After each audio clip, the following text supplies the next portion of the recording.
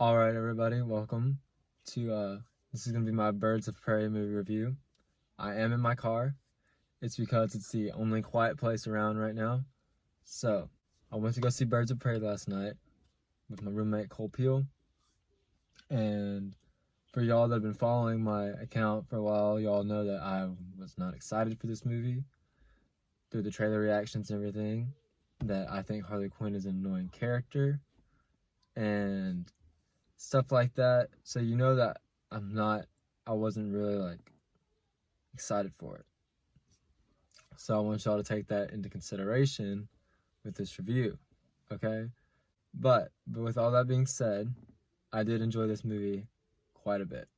I liked the cast was good, the action was good, the story, the way they tell the story is good.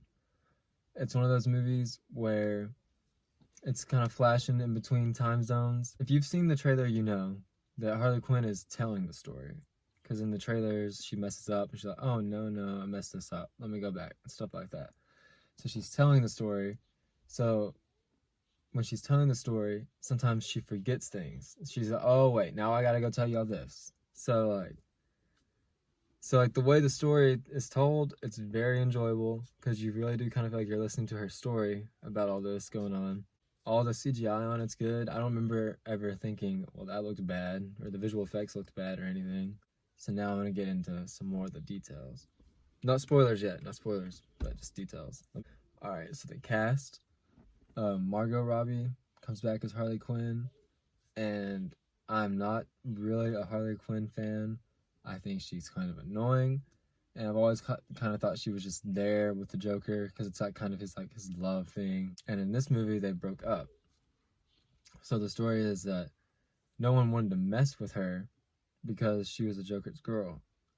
And now that they broke up, everyone's like, well, now we can kill her and not have to, deal with consequences and have to think of the Joker coming to kill us because he don't care about her anymore. So she's kind of her own character now, and she even tells you that the definition of a Harley Quinn is to serve a master. So she's kind of confused, I don't really know what to do. And not gonna lie, at the beginning of the movie, I was it's gonna be kind of much. Might not make it through this. She's very annoying, but I guess when she's the main character, you just kind of get used to it. And then other characters acknowledge that she's annoying and notice, why are you so annoying and stuff like that, which just helps me because okay, I'm not the only one that feels this way. Margot Robbie did a great job being Harley Quinn, as she always does. It's only her second time. I feel like she's been Harley Quinn for a while. I guess this is only her second movie, unless I'm forgetting one. Ewan Mcgregor is the reason to go watch this movie. He plays Roman, I don't remember the last name, something, I don't remember. Roman Simone. That's not what I'm thinking. I'm thinking of Raven. I don't remember what his last name is. But he's the Black Mask from Batman. Very, not like one of Batman's main villains, but he's very recognizable as a Batman villain. So it was cool seeing him on the big screen. Ewan McGregor kills it. I've never seen Ewan McGregor be so energetic in everything, but I haven't seen him in a whole lot. I mean, I've seen him in Dr. Sleep, Star Wars, Christopher Robin, maybe some other things. Maybe he's done some voice work that I've heard, but other than that, I don't think I've really ever seen him in a whole lot, and he's great.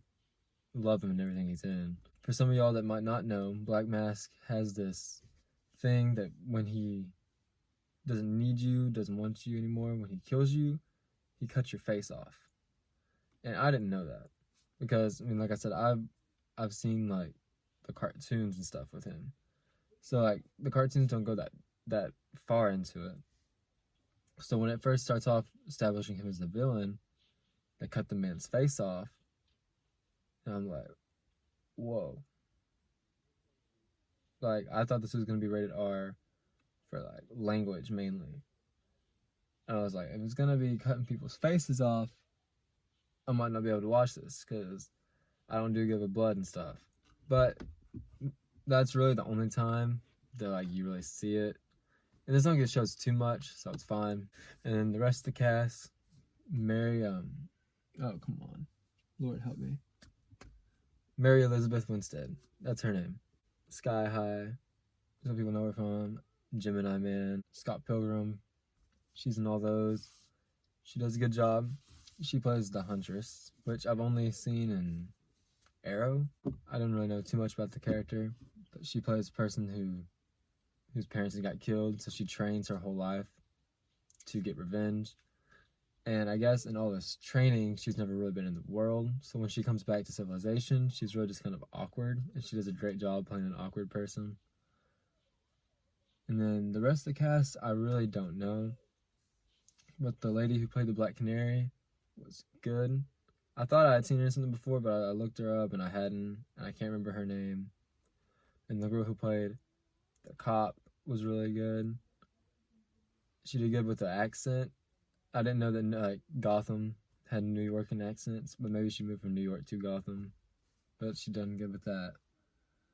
And then what's her name? Sandra Kane? Sandra Kane? I don't know. She did a good job. It's really the other cast, really. And then the guy with the knife. I can't remember his name. Black Mask's little henchman. The whole cast was good. Now we're gonna get into action. There's 2 main action sequences in this movie that were just like top notch. There's there's like a police academy fight, and it's really good. I enjoyed it so much. It's just a fun fight to watch. And then the final fight, where it takes place during the final battle, that one is crazy good. I mean, there's just like so much going on. What's going on over here? It's just awesome. And it's just a really good last final fight scene. So that's mainly my review for it. The cast, the action, the story, it's all really good. And I no longer have a reason to doubt DC. I don't think anymore. They made Aquaman, and Aquaman was really good. They made Shazam, and that movie was great. And then they made Joker, which isn't technically in the DCEU thing, whatever it is. But Joker was just out of this world amazing. If you haven't heard of Joker by now, you are literally living under a rock. Now they made this, and it was very enjoyable. Now I want to talk about some spoilers, because you have to talk about spoilers in a movie like this. So, as we say, she is Joker's girlfriend, and there are callbacks to Joker. They talk about Joker a lot. There's a scene from Suicide Squad that they show, and they showed the back of him. They don't actually show Jared Leto's face. But then there's some other scenes where there might only be one where they do have the Joker in it. It's just the back of him. So that's just like them trying to get around Jared Leto quitting and joining Marvel. The opening sequence of this movie is also animated, and it's very good. It's very funny. And Joker's in that, and they go with a more of a classic Joker look. And it's like, that's not the Joker in this universe, though. So it's like, what? There's a Captain Boomerang Easter egg where she does go into the police academy. She walks in, and she sees the wanted poster for Captain Boomerang, and she kind of walks past it, and then walks back. She's, oh, I know that guy. And it's just super funny for nerds. Like, Cole and I laughed very hard at that. A good thing about this movie is they don't make Harley Quinn the good guy. I mean, there's a lot of stuff going around, and she kind of gets, I guess, soft, but she's not a good guy by the end of this movie. Which is kind of like what Suicide Squad, they kind of made them the good guys. But they had bombs in their necks, so I mean, it's whatever. They did save the world. And then Venom, the movie Venom, he's kind of a good guy by the end of the movie too. So I mean, if you're going to make a movie about a villain, don't make them good guys. Please. Like Joker. The movie Joker, oh my gosh, the guy is freaking crazy, right? So, that's just the way it's got to be. So when this movie ends, you don't think she's a good guy. So that's good. This is what Cole and I had talked about. Cole was originally supposed to be in this movie review, but when we got home last night, there were visitors, so we didn't get to make one. and we don't usually see each other on Sundays, so I want to try and get this video out before Birds of Prey becomes a topic no one talks about. This movie is called Birds of Prey and the Fabulous Emancipation of One Harley Quinn, but it should be called Harley Quinn and the Birds of Prey, because they separate them in the title, the Birds of Prey and One You Know They Love Harley Quinn, which is good because at the end of the movie, when the Birds of Prey team is established, Harley Quinn's not a part of it. So Harley Quinn was in the story, but she is not a part of the Birds of Prey. So if they decide to make another Birds of Prey movie, Harley Quinn will most likely not be a part of it, because they're their own team now. The next spoiler is very sad, because they decided to kill off Black Mask, and it's raining, so I hope that doesn't ruin the audio.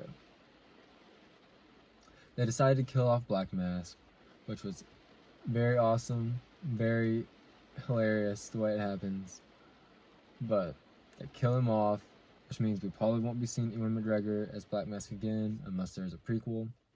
But so that's sad. I did not like it. I laughed very hard. It's a very, very good part of the movie, but afterwards I was just like, dang, I wish they didn't kill him because he was so good. And there's technically an after credits thing. It's not a scene. It's not really even worth sitting there for.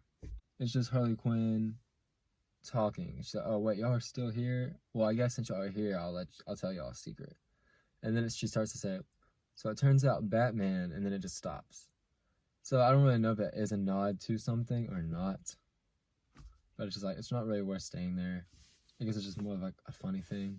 All I can say is DC, you're done good. Stay on this good track. Make a good Deadshot film. Get Will Smith back. Yeah, that needs to happen. So overall, movie's good. I mean, I'm gonna buy it. Definitely worth seeing in theaters if you ask me. Out of 5 stars, I'm gonna give it a 4 because it doesn't really have much that makes me like dislike it.